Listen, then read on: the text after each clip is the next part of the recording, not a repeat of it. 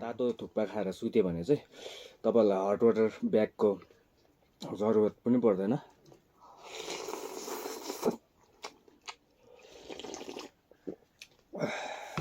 आज त थुक्पा खान एकदमै मजा भयो, आसु पनि भयो। अब चाहिँ खाने हो तातो तातो थुक्पा है। यो हल्का प्याज र धनिया अनि यो चाहिँ डल्ले खोर्सानीको पिरो अचार, लसुन हाले हैन, लसुनको दामी फ्लेभरसँग चाहिँ तातो तातोको थुक्पा खानु चाहिँ विन्टरमा चाहिँ मुखमा सानो पानी आउँदैन गाइस। अब चाहिँ म चाहिँ खाएको है, तपाईहरु चाहिँ हेर्दै बस्नु होला।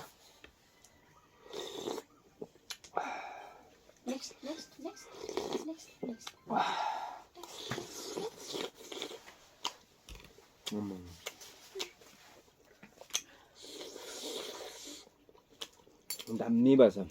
उयो चिकनको मासु चाहिँ त्यो हल्का फ्राई गर्नु लाग्थ्यो कि फ्राई गरेर चाहिँ है थुक्पामा हाल्दा चाहिँ अब्बर दामी हुँदो रहेछ।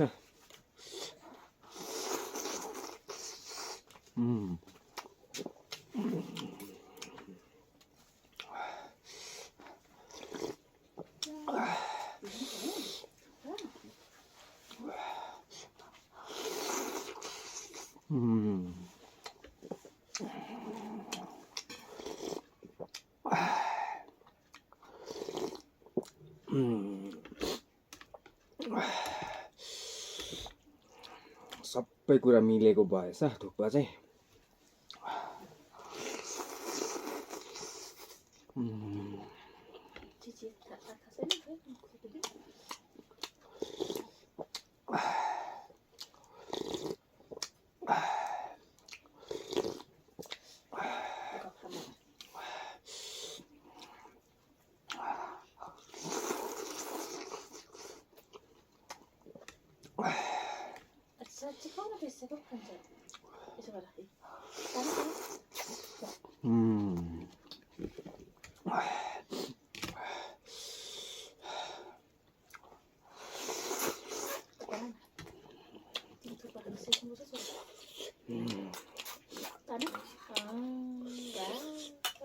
अलिक पिरो चाहिँ मिठो हुन्छ सुप चाहिँ।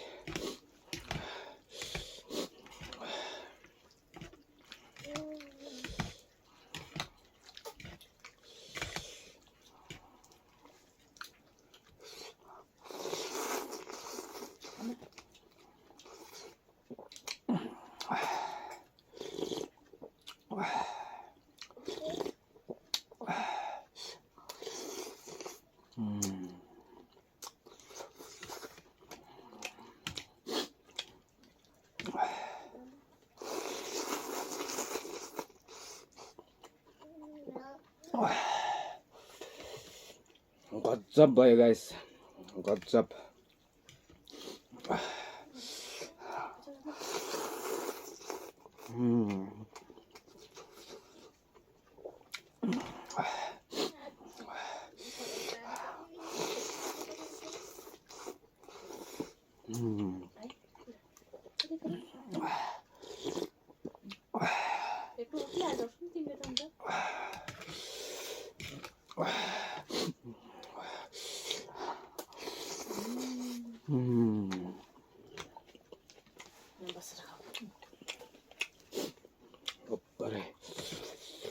दामी।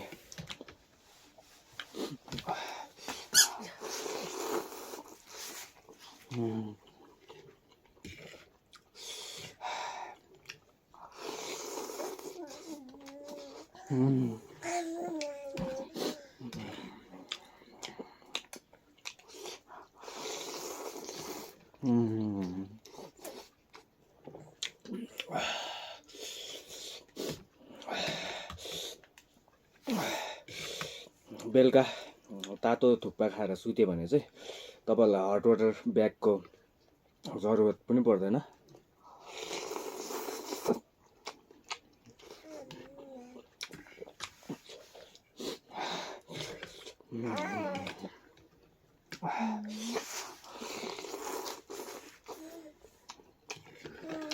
देखेँ देखेँ पापाले पनि देख्छ